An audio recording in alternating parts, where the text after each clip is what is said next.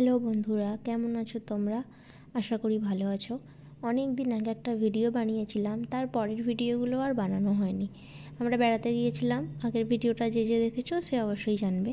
তো দেখো, আমরা দিল্লি গেলাম। তারপর ওখানে আমাদের সকাল 11টা নাগাদ গিয়েছিলাম, আর তারপর আমাদের ট্রেন ছিল রাতে।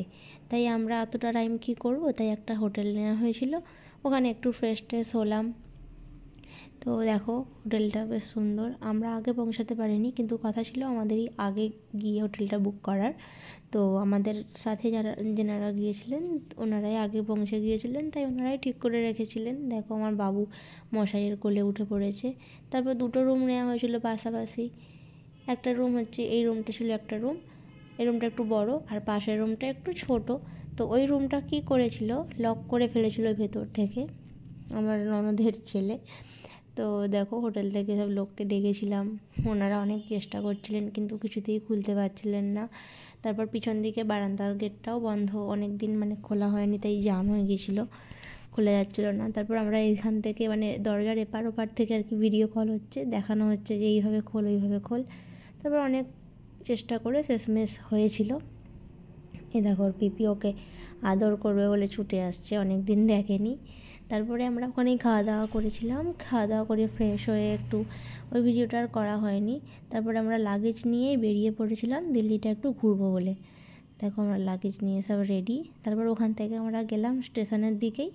স্টেশনে গিয়ে ওখানেই দুটো গাড়ি ভাড়া করা হলো, ওনারা আমাদেরকে দিল্লিটা মোটামুটি ঘুরিয়ে দেখাবেন।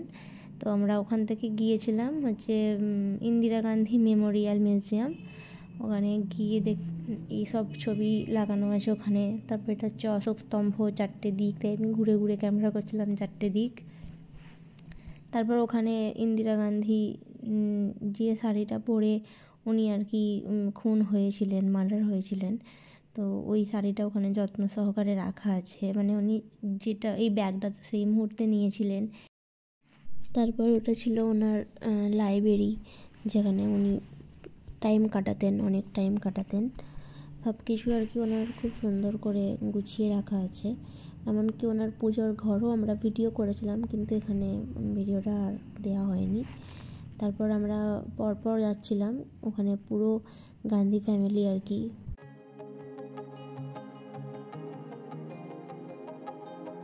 তারপরে গিয়েছিলাম ঠিক যে রাস্তাটায় ইন্দিরা গান্ধীকে গুলিটা করা হয়েছিল, ওই রাস্তাটা ঠিক এইভাবেই বাঁধানো হয়েছে একদম কাঁচ দিয়ে।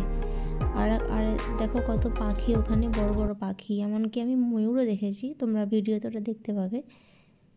এই দেখো, এই রাস্তাটা আমরা সাইড দিয়ে যাচ্ছিলাম, ওই রাস্তাটা ওখানে কেউ ঢুকতে পারে না, ওটা পুরো ঘেরা আছে।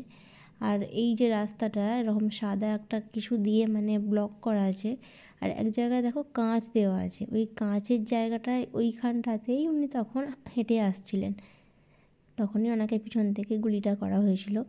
এ দেখো, ওখানে আমি গিয়ে ময়ূর দেখেছিলাম, যেটা আমি জঙ্গলে ঘুরতে গিয়েও ভালো করে দেখতে পাইনি, সেটা আমি এখানে দেখে নিলাম, ময়ূর দেখেছি। তারপরে তো এখানে এত সুন্দর জায়গাটা ছিল, এত শান্তি ছিল, কোনো আওয়াজ বা জোরে কথা এরকম কিছু ছিল না। কিন্তু এত গাড়ি যাচ্ছে, কিন্তু ওখানটা এতটাই সুন্দর ছিল, ওই জন্য মনে হচ্ছিলো যে ওখান থেকে আর আসবো না।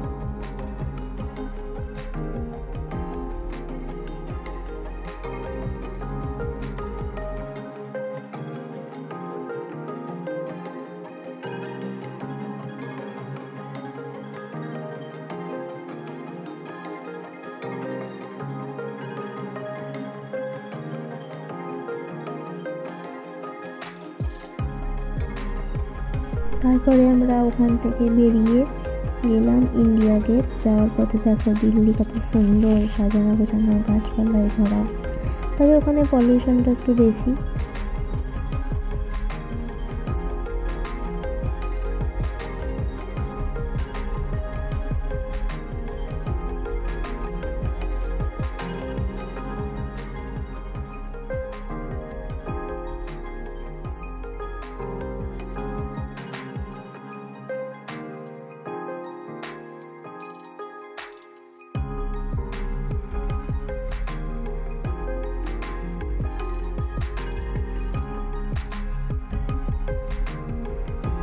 তারপরে দেখো ইন্ডিয়া গেট চলে এলাম।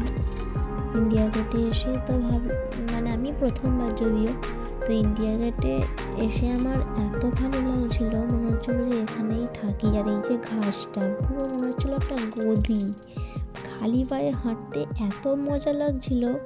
দেখো আমার বাবুকে ছেড়ে দিয়েছি, ও তো একদম মজায় হাঁটছিল খালি পায়ে। খুব খুব সুন্দর একটা মানে গদি গদি ঘাস, আর সবাই বসে বসে গল্প করছে, ফটো তুলছে।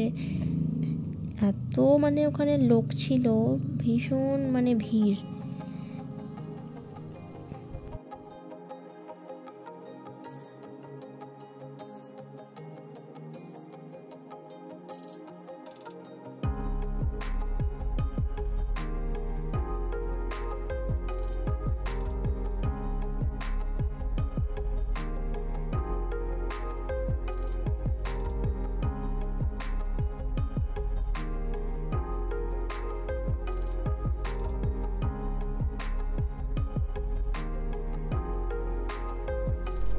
তো বন্ধুরা, আমি ভিডিওটা ইন্ডিয়া গেট পর্যন্ত এসেই স্টপ করলাম।